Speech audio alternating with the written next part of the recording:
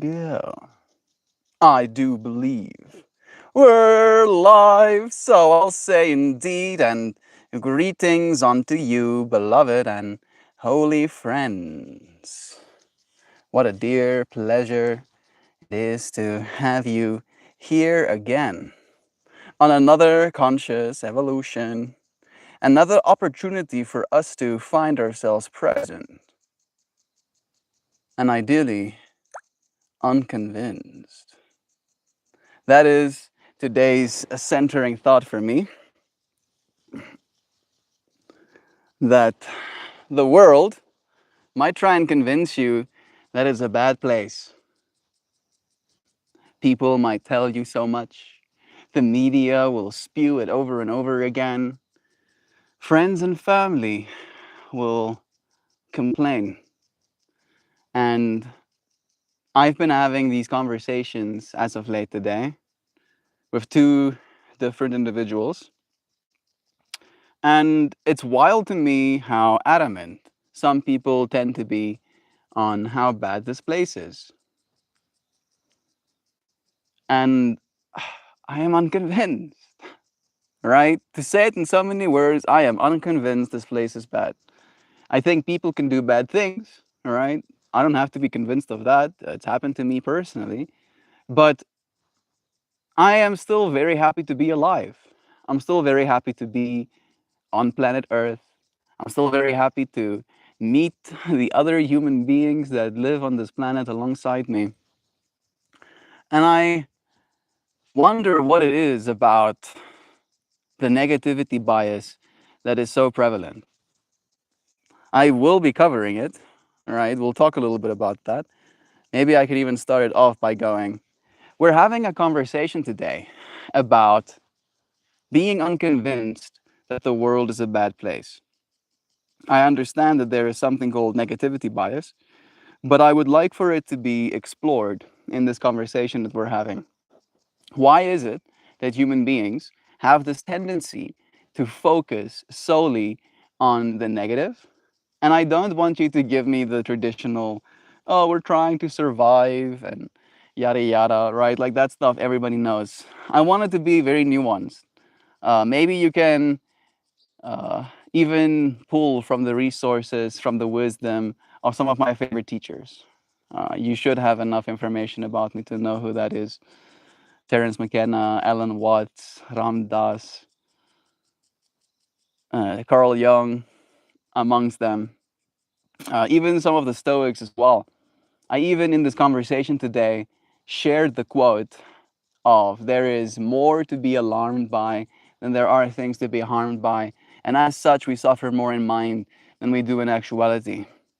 I am sharing today's conversation about being unconvinced about the bad of this world by taking that as like a operating principle that I refuse to let my mind, all right, be used by the negativity of this world.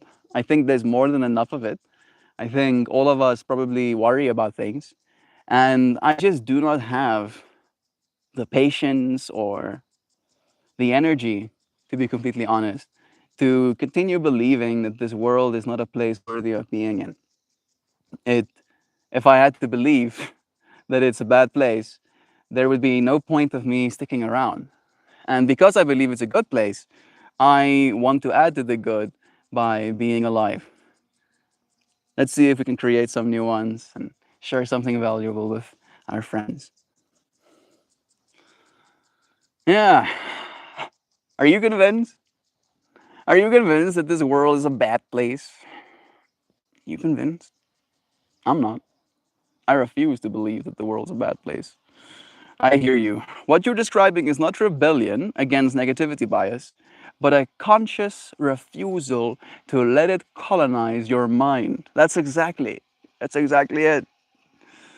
Negativity bias, when looked at through the lens of McKenna, Watts, Ramdas, Jung, or the Stoics,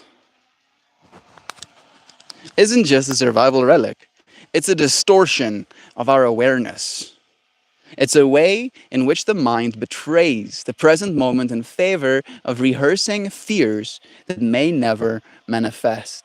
And while that did serve an evolutionary function, it also creates a kind of spiritual poverty that when left unchecked. Yes, that the spiritual poverty that I've noticed, right? It is like being spiritually poor. When you believe that everything is doomed to desolation and there's nothing more to look forward to, and the world is wrecked, and what's the point? And when Nana, I used to be there too, for what it's worth. I was there too. I tried to off myself, right? Like I actually was there because I believed it. I was convinced at that point of my life that there's nothing worth living for, right? That this world is wrecked and I am wrecked as well. So I might as well take myself out of the equation. Thank goodness I failed, right? While I was unconscious, my body exuded the stuff that I took to kill me. But holy shit, all right? Like after that, I had to go through a bunch of trials and tribulations, and I had to change my worldview.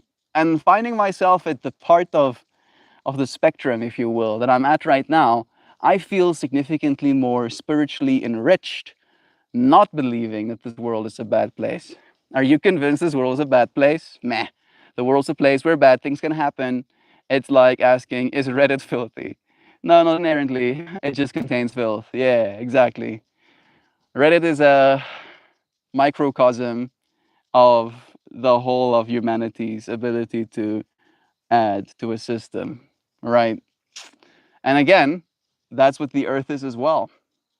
Calling it all bad when there's nothing bad to be said about that tree that I'm looking at. It's just pretty. It's just a pretty tree, right? Look at that tree. Isn't that a pretty tree? It's so pretty. What's evil about that tree? Nothing. Not a sliver of evil to be seen on that tree, right? And that tree is also a part of this world, part of reality, right? And when we look at the statistics, we talked a little bit about it yesterday, right? In South Africa, we have the fifth highest murder rate globally. But even that number is 44 to 45 per 100,000. That is 0.05, rounding up, right? 0.05% of humanity in this area specifically has the chance of dying by violence, right, from another person. And then the statistic would even be smaller if you had to actually go and look at the people doing the killings, because again, there's a smaller percentage of people that are willing to partake and participate in such behaviors, right? And then focusing in, right, microscoping in on those bad behaviors and then making an assessment of reality is spiritually poor. I believe so. I really do. Let's see if we can add some new ones, though. Some reframes. Terence McKenna's take. Imagination as your destiny. Nice beard, Meltmore. Thank you. This is, I think, the most beard I've ever had in my life, Fajal. And I am thinking about shaving it. I will be shaving it when I leave for the festival. But that's going to be next week. Next week, Wednesday, maybe I'll shave. Yeah, I think so. It's going to be a little bit of a change. Imagination as destiny, and I believe this. What we imagine becomes our collective destiny, right? And if we collectively imagine the world is doomed, bound for desolation, then guess the fuck what? I'm sorry. Guess what? Then it's gonna happen, right? And I refuse to participate. I refuse. I will not. I will, even if I'm wrong. There we go back again. I had nothing to do with that. I am innocence. I did not add to the imagination of desolation. Kenna often said that we don't live in a world so much as we live in the story we tell about the world. Negativity bias is reality. It's just a dominant story loop. Our imagination has been hijacked by fear, by the same imagination, but the same imagination can be re-aimed towards beauty, novelty, and what he called the felt presence of direct experience. I've said that. I've said those words. I didn't know they were Terence McKenna words. Yeah. The felt of your direct experience, right, is your reality. That is what's true. And if you feel in then that's your experience, right? And again, who wants that? Who wants that? Hmm? Hands up? Nobody? Nobody wants that? Then why are we doing that to ourselves? I ask. The felt presence of direct experience. Negativity is lazy imagination. Wonder is its evolution. Yeah. Yeah. Some good stuff. Yeah. Terrence McKenna's. Alan Watts, the mind is a trickster. Woo. Watts would say negativity bias is a form of misplaced seriousness. Bring on your siblings to your next live. My one sibling is working about 450 kilometers that way. That way. 450 kilometers that way. And my other brother is working as well about 30 kilometers that way. We don't even know where he lives. He refuses to tell us.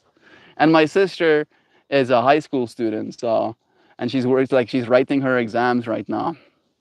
So two of my siblings don't live here, and my third sibling has been on stream a few times, Fajao. Every now and then it happens, right? Maybe I'll convince her to get here if I'm still streaming by the time they come back home. Yeah. Alan Watts would say that negativity bias is a form of misplaced seriousness. Misplacing your seriousness. The mind takes its own chatter as gospel, believing it must solve every possible threat. But life isn't a problem to be solved. Holy shit, what a good line. It's true. Life is not a problem to be solved. It's a dance to be danced. Negativity bias is like listening only to the minor chords in a symphony and mistaking them for the whole piece. The trick is to hear the totality, the laughter, the dissonance, the resolve. Man, I love Alan Watts' philosophies. Yeah, yeah, oh. Yeah, philosopher. Ram Dass, the soul versus the mind. Ram Dass might remind us that the mind is caught in time, but the heart lives in eternity. Negativity bias is the mind's time machine, dragging us into a future full of phantom dangers or a past of remembered wounds. But when we drop into this present moment, into the heart, we see the world as it is, right now, as radiant. Yeah, it's radiant. Everything is bouncing light off of it back into my eyeballs. So radiant, I need shades technically. Yeah, I'm getting so freaking stoked. Exactly. I feel satiated by all of these wisdoms. Mm-mm-mm. I really like the. I'm gonna read this line again. It's because it's just so good. Negativity bias is the mind's time machine, dragging us into a future full of phantom dangers or a past of remembered wounds. But when we drop into presence, into the heart, we see the world as it is right now, radiant. The negativity is real in the mind, but not necessarily real in the moment. Meld, do you watch TV series? Yeah, occasionally. If I have done all of the things that I feel I needed to do, then I will put on a TV show, right? I usually have a hard time locking in and actually watching it these days. I usually have to make some more art, right, while I'm watching passively. However, the show that I've been watching recently is Star Wars' Andor. Yeah, yeah. I'm like on episode 6, I think, of the second season right now. It's really good. I like it. I didn't like the first season that much, but they're like really laying it on thick with all of the design and the buildings. I love the buildings are so beautiful. The art. They had a whole scene where they were like in this art gallery and then they were like walking from piece to piece. And I couldn't help myself but think, I want to artist even harder. I want to art so hard that my work of art will be, like because they have like 1,000-year-old pieces in that art gallery, and like it makes me feel things to imagine my art 1,000 years from now being in a museum, right? People losing their minds when they see my work. Oh, you have an original Meltmore? Holy shit! I'm like, yeah, yeah, yeah, Moles. I want that. I want that, and that show is inspiring me. Something something rebels, right?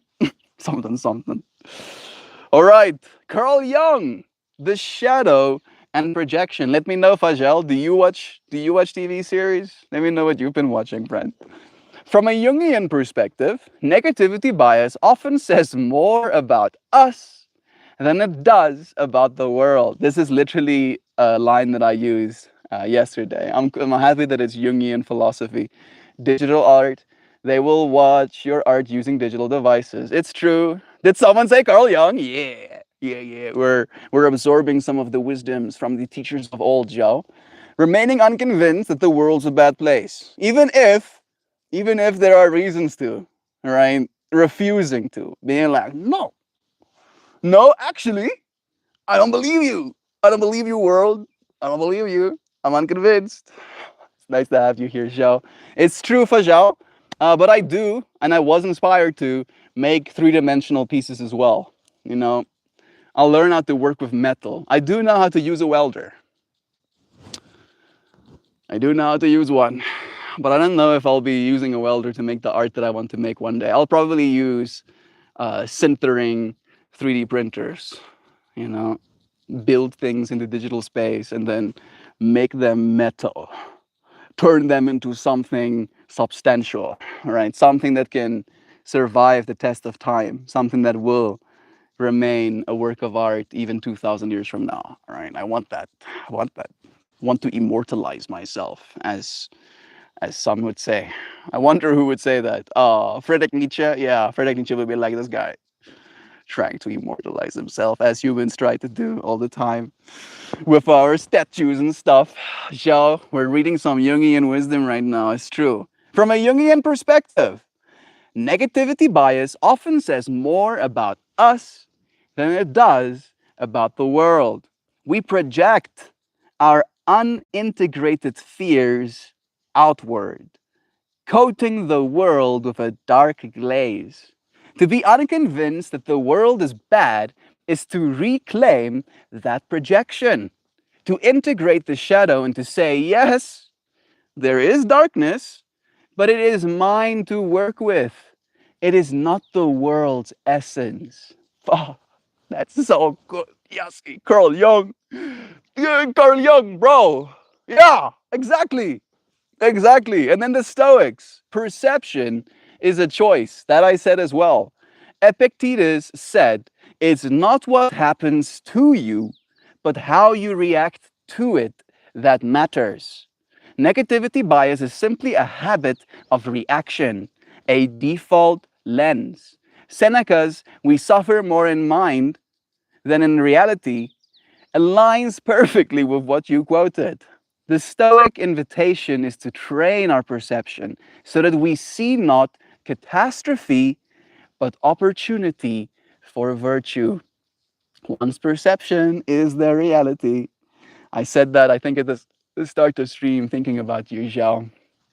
You're the one that really echoes that in my life as well. We love you. I love you. It's nice having you here with me. Did you watch any series recently? I just listen to old music nowadays. Yeah, as I said, I'm watching Andor. And before that, I've been watching The Foundation, right? I really am projecting my mind so far into the future as I can, right? Like, I refuse to believe we're even close to desolation. I don't even think we're like even remotely close. I just think we're going through some growing pains right now. right? And if you look at the statistics, if you actually pay attention to the statistics, the world is getting better progressively, slowly but surely, getting better, little by little, nudge by nudge, right? And yes, things have been bad for a long time. Historically, things have been rough for our species. And yet, here we find ourselves, right? Here I am, alive, because we refused to lay down, right? We refuse to just die. And I refuse to die as well. I will not. I'll live freaking trillion years if it means making this world a trillion times better. I will. I'll fucking fight death. Death will come and I'll punch its face in. If you pay attention to the statistics, the world's getting better. Crackles in recent US news. That's not what this space is for, is it, Sam? Nope. Nope, nope, nope, nope, nope. Mm-mm-mm. No, no, no. I know what you're talking about. I am well aware. That was a part of the conversation this morning, dear friend. All right. And again, if you're going to take that cosm and be like, yeah, proof, look at that. World's bad place. Look at that. It's like, no, no, don't be convinced. Don't let yourself be convinced. That's Sandra. Hey, Nancy.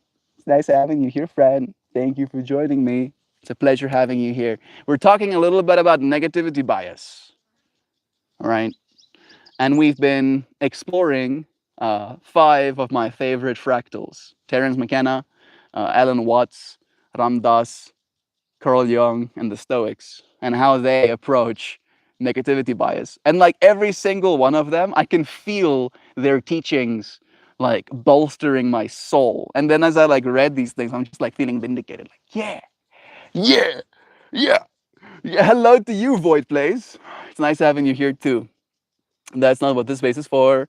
I have one relevant point to make on what happened yesterday. Yeah, I know. Again, right? Like if you had to go and look at the statistics of what that individual was perpetuating into reality, right? Like he was a part of the outcome, let's say, right? Like he advocated for some rough stuff, and it is unfortunate, let's say, that he kind of was on the receiving end of it. Because again, it's like the I voted for the leopards eating my face party, but I didn't expect the leopards to eat my face, right? Oh, the leopards were supposed to eat those other people's faces, not mine. How could the leopards eat my face too? I can't believe it. Yeah, I like all of those guys too, Mel. They're good dudes. Hello, Void Plays. Again, bless ya. Do it, Sam. Do it. Again, right? You can hit me. You can hit me with it. I'm here for it. Like all those guys.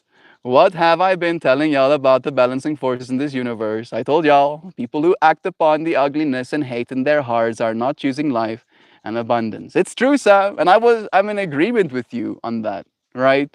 Again, like I feel like it's one of those things where this topic is already explored more than enough in the zeitgeist of the internet mind, right? Like you cannot avoid it. Like you have to be stumbling blind through the internet to not see what's going on right now.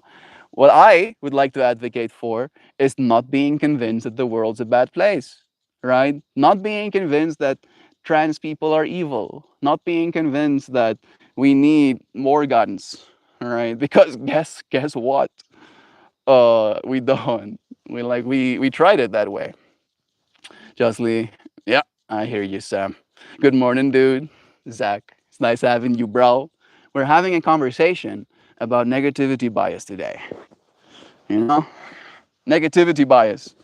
Believing that the world, or maybe not believing that the world, being more likely than not to absorb the negativity from the world because that's what we needed in order to survive, right? Evolutionarily, we needed to be ultra sensitive and ultra aware of the negatives of our reality so that we could potentially avoid them, right?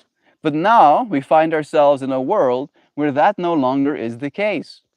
The numbers, the statistics are clear, right? Your odds of getting murdered is very low, statistically speaking, right? And unfortunately, the statistics are not in your favor if you are advocating for hatred, all right?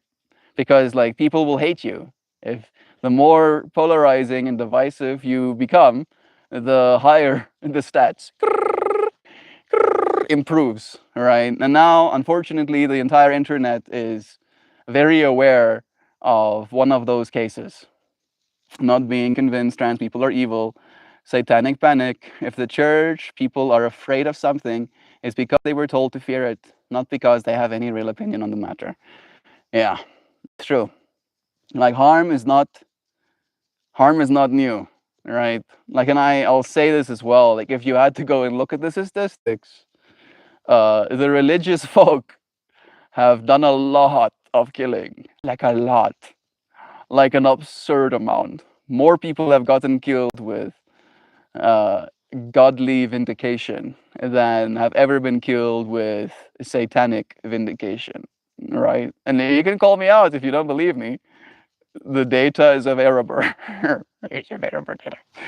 I'd like for us to acknowledge that there's a difference between someone having an opinion they arrive at as a result of thought and having an opinion because someone gave it to them. That's one thing that I'm actually been very like again, it's the being convinced. It's the getting convinced thing, Sam. I feel like we're 100% on the same line of thinking right now. Right? Like I refuse to let myself be convinced that this world's a bad place, that other people are evil because they like men, right? Like I had that as a spat today as well of like, yeah, the gays are bound for hell. And I'm like, you don't know that. You actually don't know that. No, but Jesus said man and women and man will leave parents to go be with his woman. And I go like, where does it say that man can't be with other men? It doesn't say that anywhere, right? And again, it's not for me to say, right? I like women. I do. I'm lucky in that way. But if I was born liking men, right, having my father hate me for that would be a big bummer, right? It would be a pretty big bummer. I'd be pretty bummed about that. And I refuse to be convinced that that's the truth of the situation. As long as there has been a God, there has been killing in his name. Oh yeah.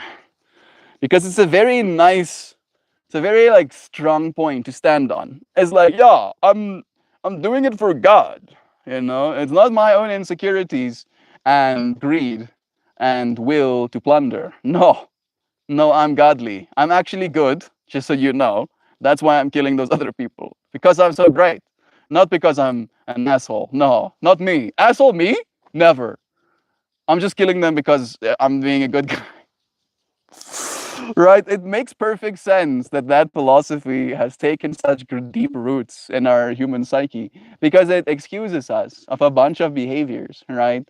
Like instead of admitting to our own intolerance, instead of admitting to our own negativity bias, instead of admitting to our own fear of the other, right? It's so much easier to just like reference a set of ideas and then feel vindicated that those sets of ideas is the only truth, right? And to call myself out in this moment, I'm technically doing the exact same thing, right? I am just a little bit more, I believe, grounded in reality, right? I know I've seen Terence McKenna's face. I've seen Carl Jung's face. I've seen Ram Dass's face. I've seen Alan Watts' face. I've heard their words in my ear holes, right, from the mouth of the person, right, teaching us as humanity how to be better human beings.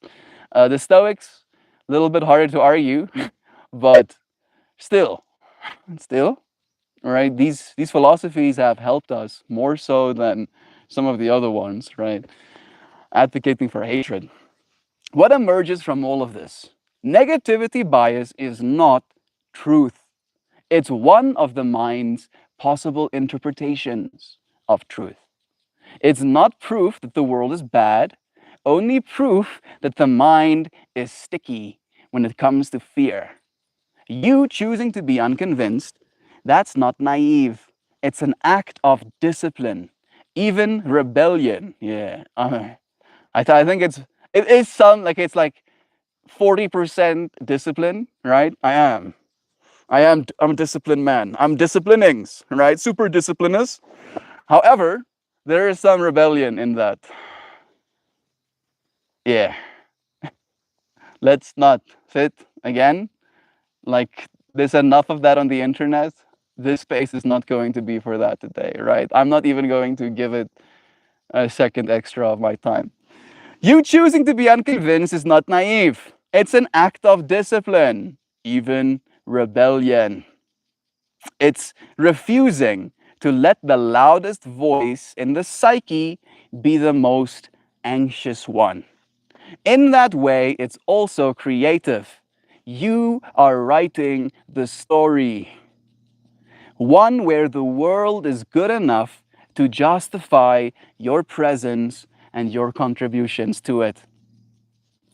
So maybe the new principle we can share is something like this: negativity is a default, but not a destiny. The mind leans towards fear, but the heart leans towards truth. And the truth is, life wants to be lived, and the world is still worthy of your wonder. Yeah, yeah, Moss, Moss. Exactly like that. I am unconvinced, not even for a second, that this world's a bad place. Right? I refuse. I refuse to believe it. You cannot convince me. You can try. People have tried. People love trying to convince me the world's a bad place for some reason. Like, I don't understand why that happens as well, right? Where people feel this need to impress upon me how bad the world is. Like, no, Melt, actually, I see you're very positive and stuff, but have you considered? Have you considered that you shouldn't be? And I'm like, oh yeah? Oh yeah? That's funny. And I like laughing, and that's great. Thank you for vindicating me even more. Yeah. I'm unconvinced. That's awesome. That's awesome. Thank you for that. I really feel vindicated, extra empowered, extra bolstered by all of those beautiful teachings. Just because I like them so much, I want you to give me even more, right? Give me more of that good stuff. Again, each of them: Terence, Watts, Ramdas, Young, and some Stoic wisdom as well, right? Like, of course, negativity has been a part of our lives as humanity for as long as we've existed on planet Earth. What else have they said about this, right? Like, even give me some proper, from the metaphorical mouth of the horse quotes. I want some good stuff. Have you not considered the dumpster fire as it rolls by? No, I'm considering it. I can just see the beauty. I can be like, wow, that's a work of art. Is that a Banksy? As I watch the burning dumpster fire, wow, that's awesome. Right? That's the way I see the world. Let he who has never gazed at the dumpster fire throw the first flaming diaper. Yeah. I said those exact same words to my dad today, Sam. I actually quoted the Jesus quotes with like, let he who is without sin cast the first stone. I said those words to my dad, right? Because again, he was going on about the game. And I'm like, bro, Jesus himself wasn't stoning the gays, so like he didn't do that. Have you considered why? Right? If he believed that they were evil, then don't you think he would have been throwing rocks as well? No, no, he didn't. Right? That wasn't Jesus' teaching. Jesus' teaching for tolerance, was teaching for compassion, was teaching for love thy neighbor. Right? And for some reason, like it's like that message, was like, yeah, no, no, I don't want to see any of that. Leave all of that Jesus stuff outside. We're just going to we're just gonna keep the hatred. I'm casting. I'm throwing flaming diapers. I'm sorry. Let's get some more. Yeah. Yeah. Terence McKenna on imagination and fear. Here's some proper quotes from the man himself. The real tension is not between matter and spirit or time and space. The real tension is between information and nonsense. Woo! Here, negativity bias is the nonsense taken as signal. We're addicted to the doom scrolling of the psyche. Woo! Terrence McKenna's. It's true. It's true. We are, right? Because again, it is very polarizing, right? Like there is a sharpness to the experience. And it's like clear, even within this space, right? Like it's hard for people to not say something. And I set out to not mention it at all, right? Because again, there's more than enough of it being mentioned on the internet right now. And I do not imagine either way, right? Either way, it adding value to the space. All right. So I'd rather talk about being unconvinced, seeing it as noise, right? Because again, while this is happening, they're trying to again sweep the files under the rug. And now this is going to be the thing that gets blasted over and over and over again, right? While they think people are just going to forget about it. Yeah, they'll just forget about it. No. No, we won't. I am unconvinced. I am unconvinced by your noise, by your nonsense. Another quote goes, we have to create culture. We have to create culture. This right here is us creating a certain type of culture, right? Like, and I take a lot of pride in believing that I'm trying to create a culture of mindfulness and a willingness to sit down and have a proper conversation, a willingness to stand up for ourselves as a species, to believe that there is still good for us to extract from this world, that there's still hope for our future, right? Like that's the kind of culture that I want to be a part of. Not watch TV, not consume it, but create it. Negativity is the culture that we have inherited. Wonder is the culture that we need to create. Yeah, most. Most must create culture. Sam, regarding what you said, there's some point where people decide to go along with an opinion that someone gave them rather than explore alternatives. It's the choice made that I wonder about. It's that, is it? It is that choice made that I wonder about. I think the last sentence got a little bit lost in translation. Yeah, again, it's more convenient, right? It's convenient to listen to opinions, especially if you already have a certain level of intolerance. Because if you hear an opinion that you agree with, right, it's very nice. It feels good. Be like, yeah, look at me. I am right. I am right because this person has big following and also says thing that I'm thinking. Right? And again, like we can clearly see that there's a whole what's the word I'm looking for? Sect. Yeah, sect I feel is powerful as a word. It's a whole sect of content creators arising that are directly catering to that audience, right? Because again, they're getting paid for it. They're literally having money put in their pockets, stuffing their pockets full of money by saying the things that want to be heard, right? And again, I just I don't have that ability, right? I can't switch off what I am in order to appease. To my own detriment, I believe. Like, and I think it's probably not good for me. They hate me because I am in this world, but not of this world.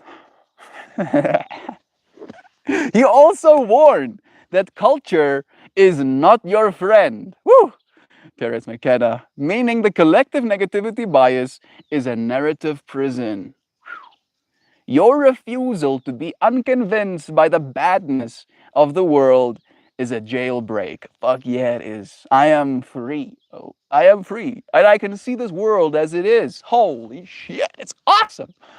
I love people in this world. I have so many people that I love, right? If I only met Jovan in my entire life, right? And every other person that I met was an absolute asshole, I would still find this world worth it. I'll be like, yeah, see, at least there's Jovan, at least.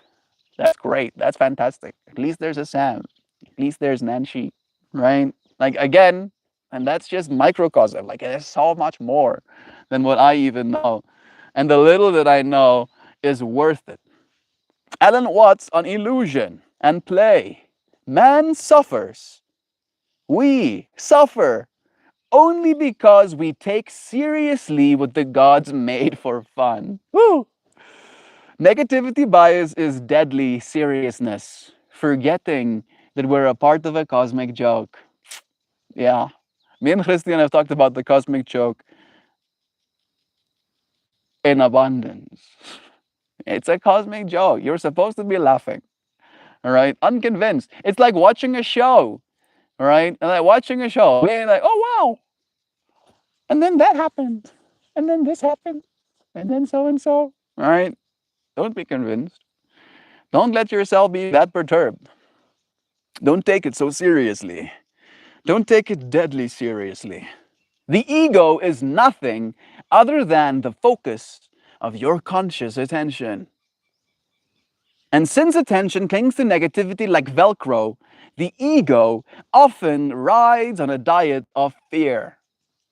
But broaden your attention, and the ego softens into play. Yeah, melt. Have you considered melting? It would serve you to. Trust me.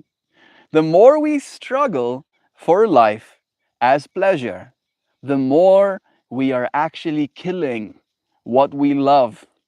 Our obsession with survival anxieties strangles our joy.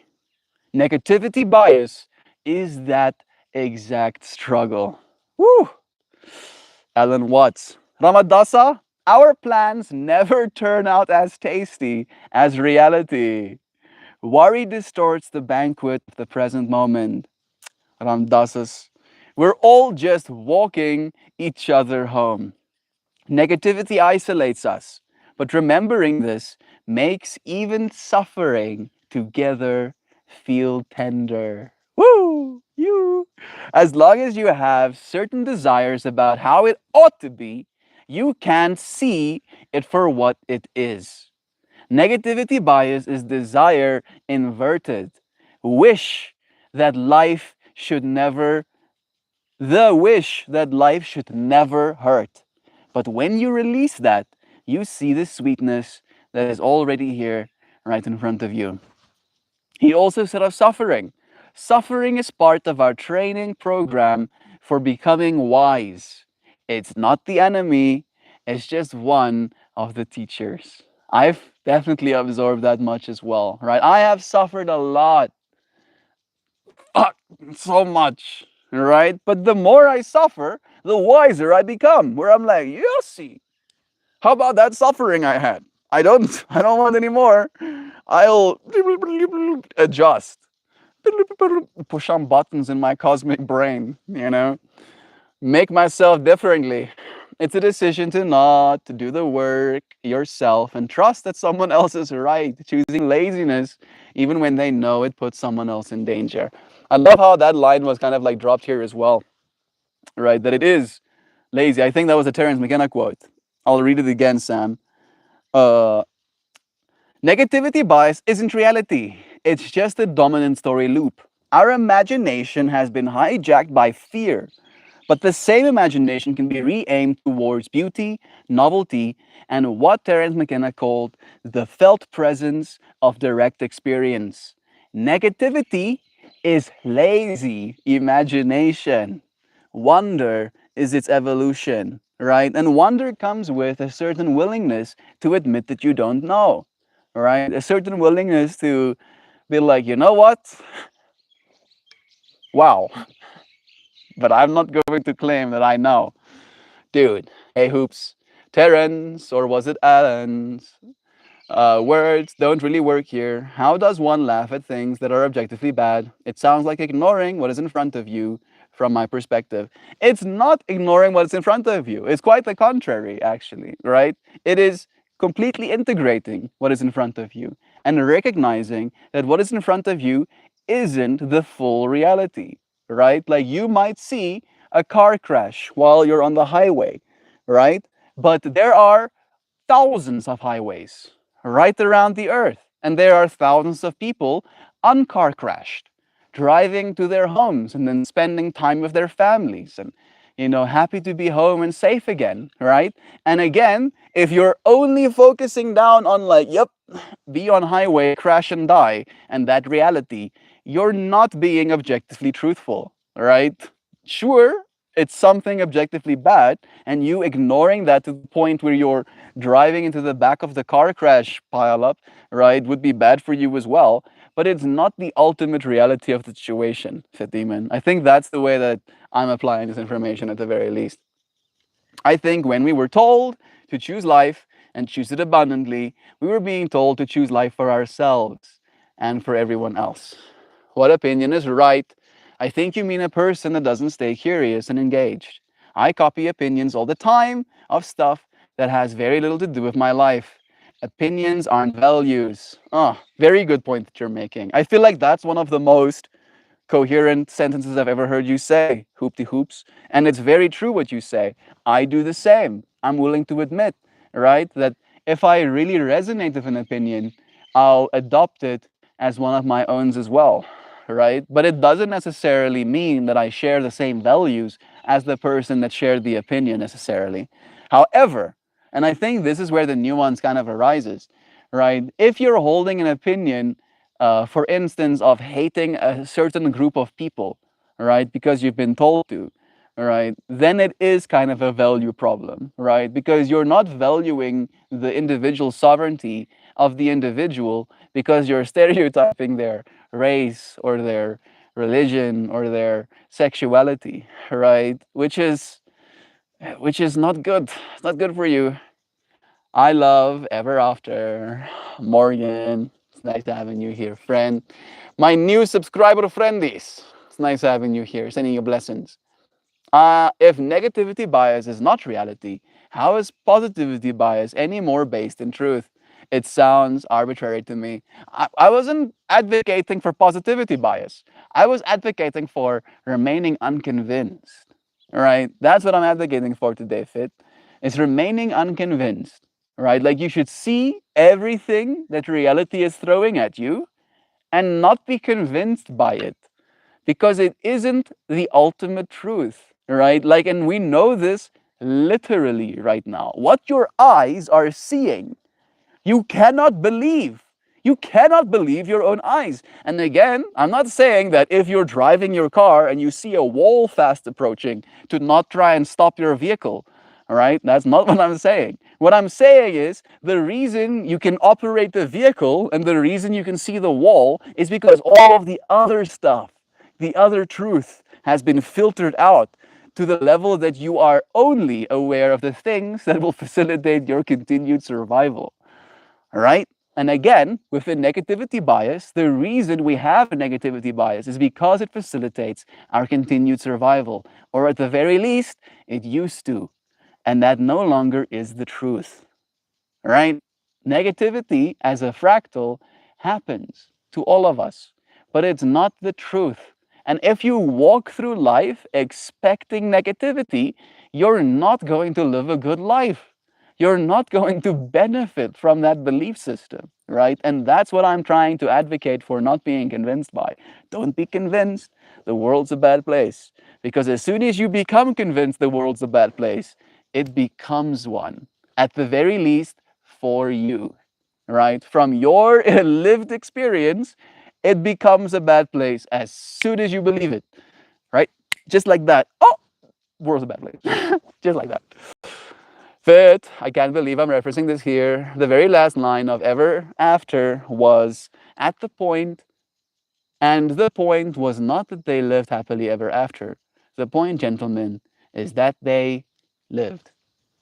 Yeah, slicing through to the truth, Sam. Yes, I loved Ever After. It's really a beautiful one.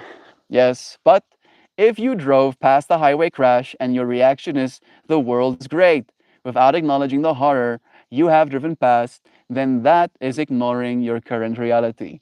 Again, I don't think so. I'm not suggesting you say the world is great after driving past the crash. I'm suggesting you live into gratitude of like, thank you, universe, for me not being in that car crash. Thank you, universe, for protecting me. Thank you, universe, for allowing me to have another day with my family, right? That's what I'm advocating for. And again, you can be convinced that, you should never be on the road again because you saw that horrible crash. I should never get on the road again because I might end up dying. And again, your odds of dying goes up significantly as soon as you get on the road, right? But we'll end up not living our lives if we believe that. That's the point I'm trying to make, Fit. Fit, you can see the car crash on the way to vacation and feel bad about it and still enjoy your vacation. Exactly.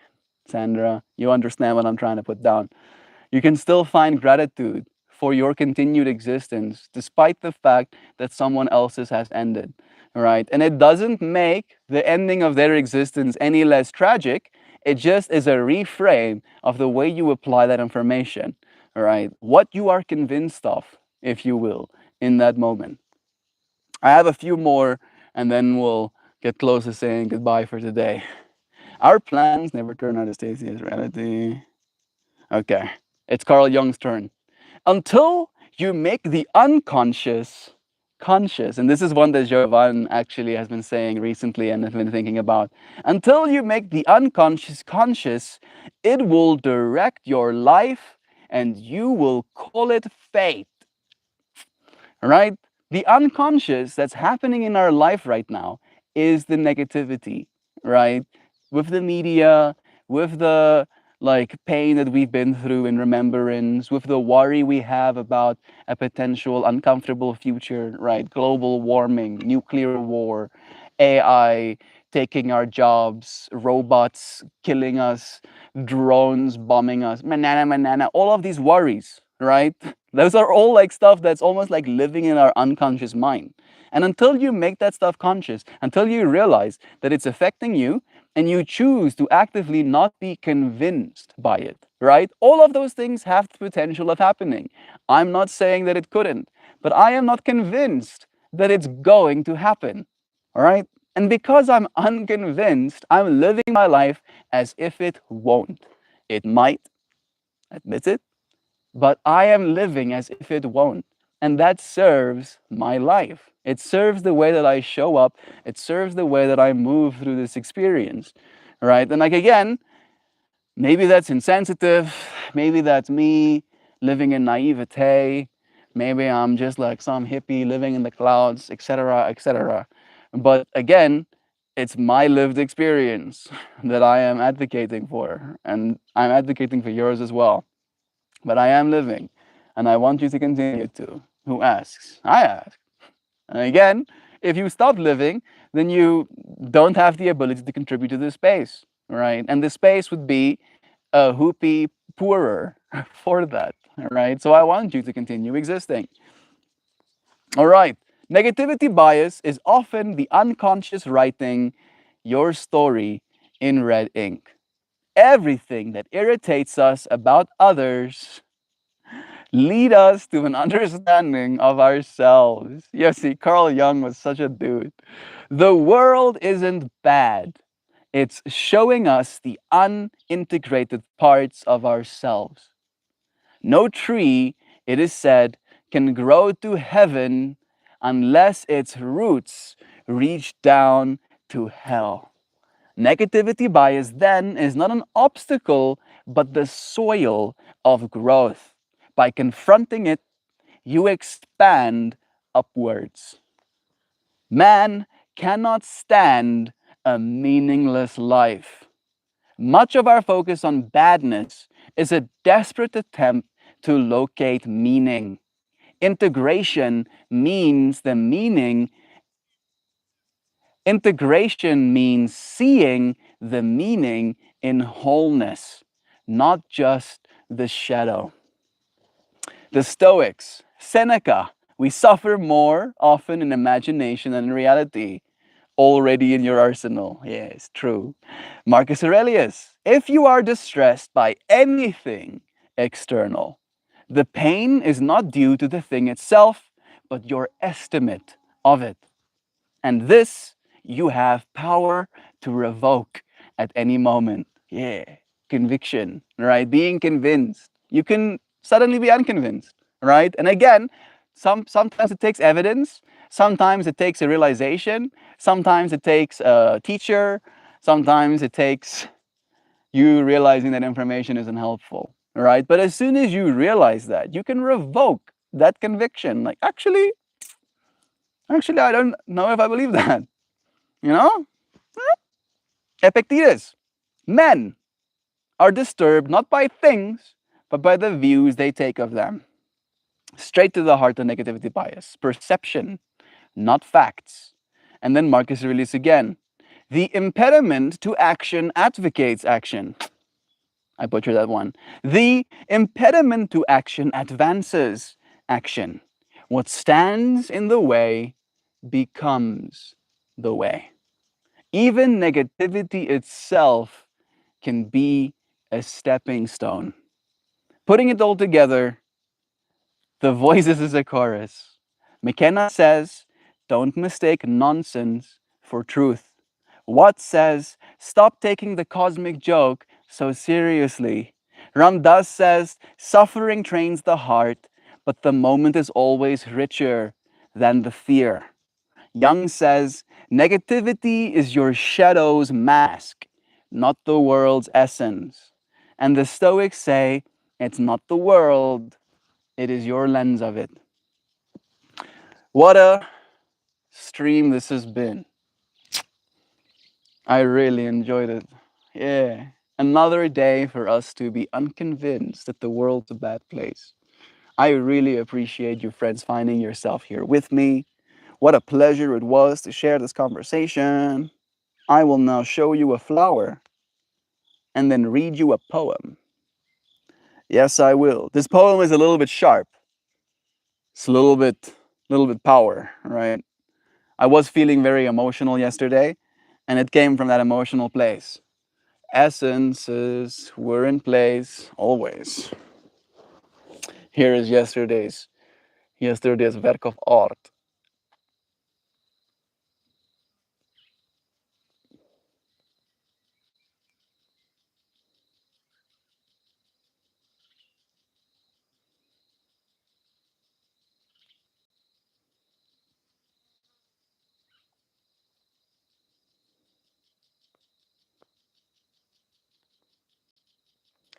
I was just wearing red and blue yesterday, so I didn't have much color to work with, but I still like the way that it turned out. Alrighty, now it's time for me to read you poetry. Lend me your ears, dear friends. Taken for granted. I am not a shadow in your doorway, not a silence that you can forget. I am a friend forged rare, cut from the stone of loyalty, lit by a flame that does not dim. Do not mistake my presence for ease, or my giving for endless supply. I do not pour myself into emptiness. I do not trade my hours for scraps. When I arrive, it's a gift. When I stay, it's a vow.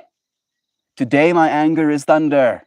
It cracks the air, it names the injustice plain, that those I've carried would not lift me in turn, that the weight of my love is taken like water from a spring they never imagined could run dry. Hear me, I am no well without a bottom. I am the mountain that decides who may climb, who may drink from the stream that falls from its heights. My standards are not walls, they are gates, open to the true, closed to the careless.